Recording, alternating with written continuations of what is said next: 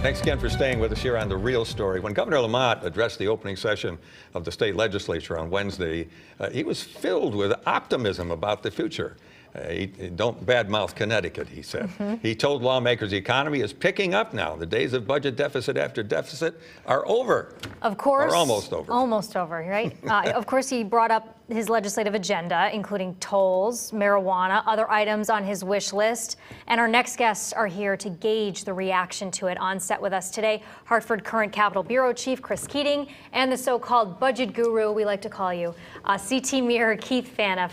Welcome, both of you, back to The Real Story. He's in his street clothes, his civilian wardrobe now. There you go. Not the robes and the crown. And okay, so I want to start with you, Chris. Tell us what reaction was to his speech. I mean, he was a cheerleader for Connecticut. That's well, for sure. the Democrats loved it. I mean, some of the Republicans were a little bit more cool to it, but the Democrats loved it. And it was one of the longest speeches. I've known him for many years. It was 42 minutes. The Democrats thought it was chock full with a lot of details. I asked Themis Claridis what she thought of it, and she said it was fine. And I said, well, what does that mean? She said it was fine. And that's all I'm going to say. That's basically what she was going to say on that whole thing, you know. So, no, it covered a lot of bases. Had 15 standing ovations at least that I counted, and no, it seemed to be a jump start to the session. Now the hard work begins now. I mean, the opening day is kind of like opening day at Yankee Stadium. Everyone's happy and optimistic and enjoying themselves. And now the hard work begins. The wheeling and dealing begins. Yeah, the budget. Yeah. Where do we stand? He's looking at the budget for the year to come, starting on July 1st, and he's revised that. He has, and if you look at it at first glance, things don't look too different. Earlier in the segment, Max talked about the governor's priorities, and I would agree that tolls is one. Here's another priority that's even a little bigger than economic growth. It's called keep away. What he's going to be doing for the rest of the session is Governor Lamont is going to say, please, respectfully, keep your hands off the $2.5 billion that we have in the rainy day fund. Oh, yeah. It is very hard for people to understand when dollars are coming in big, but program growth is minuscule, or we're still having no growth, when we're still telling nonprofit social services, sorry, we don't have extra money. And yet when there are campaign promises for a tax cut that we say we can't afford, it's hard for people to understand, oh, that $2.5 billion is to guard against the next recession. That's what he's going to be spending the next 3 months doing, is keeping people away from that. Republicans have suggested using the rainy day fund. Right. For transportation. The Republican suggestion. Or at least some of it, you know. Yeah, yes, well, a significant portion of it, about 60% of it, put it into the pension funds, but that would then produce a savings that we could funnel into transportation. The trade-off on that is, yes, you don't get tolls, but if, and I'm not an economist, we don't know when, if, and we know that eventually the economy will slip, then you've got to scramble because you have less money available. What do you think is going to be the hardest thing for Governor Lamont to get through this legislative session? Is it tolls? Well, tolls is very hard. I mean, if they, they've had a whole year basically to do tolls. It's very, very hard. Marijuana is more complicated than people would let you believe. There's multifaceted aspects to marijuana. It's not just a bunch of people smoking pot. It's very complicated.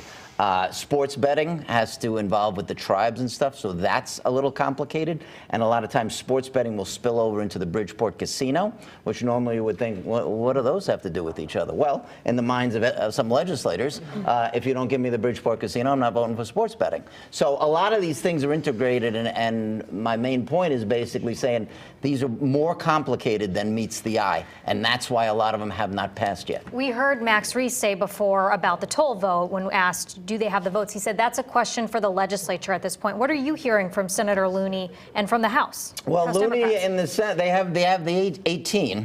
Whenever we ask the House people, they never give us a number, all right? You need 76. They've never given us a number, 77, 79, 80.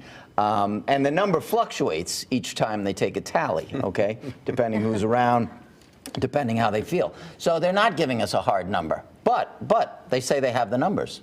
So the proof is in the pudding. When they vote on it, we'll know. And we'll probably start in the House. I would assume that they're going to wait to put that into the Senate until after they know if it can pass the House. Both sides don't really trust each other. Yeah. Each side wants the other one to go first. That's true. They want to change the program of tuition-free education at the community colleges. They want to change the amount of money that below which you qualify, above it you don't qualify, and it's not. He wants to put it up to $75,000. Right, there's some certain income guidelines. I'm sure that will be fought over. There's income guidelines, unfortunately, for almost everything in life. There's income guidelines for Pell Grants, all kinds of things. People who are in the college game know you have to fill out the FAFSA, and there's all kinds of income guidelines. So, yes, that again, that's also more complicated than you would think. It involves the iLottery, if they're going to do it that way. So it's hard to know exactly what's going to happen on that one, frankly. Keith, I want to make sure we get to you a little bit here. The bonding package, what's your take? Did you see the numbers that kind of give you an idea about? Quickly, the governor did have to cheat a little on his debt diet. He bumped his bonding about 20% above what he said a year ago the state could afford. If you get into the discretionary areas, we're up about 30%. That doesn't mean it's all going for splash pads in people's districts, but there are a lot of investments that a year ago we said Connecticut can't afford. The Republicans are saying that's to sweeten the deal for tolls. Yeah, get some votes out there if people think that they're going to get a project for their community and that sort of thing. Well, I agree with Chris. It's really toss a coin. It's going to be hard to say if it's going to go or not. Well, thank you, sir, for coming in. Thank you. And you, sir, as well. Chris Keating and Keith Phaneuf, always good to have you guys Nobody here. better. All right, coming up after the Real Story at 10:30, it's Real People with Stan Simpson. And as always, we want to get a preview of what's coming up because Stan is a man of surprises. Hey, Stan. Hey, how's it going? Good. How are you doing? What do you have Keating coming and up? Keith, they're K&K, two former colleagues. My question is, are the votes there? Can those guys hear me? Do they have the Can you votes guys to hear him? pass He's this saying, toll are thing? the votes there? That's what we were just talking about, What's and it's the deal? unclear because the House doesn't give a number, so we Nobody don't knows. No one knows, right? Yeah. So you got three big items. You got tolls, marijuana, sports betting, all to pass in a short session. It's Not going to happen. It's going to be tough. Okay, we Not heard it gonna from happen. Stan first. All right, today's show is not for everybody, folks. It's for only those dealing with stress and trying to find peace of mind in our hectic lives. Connecticut holistic health educator Dr. Kevin Reese talks about his journey to finding inner peace and how meditation has helped him to master his mind, body, and spirit.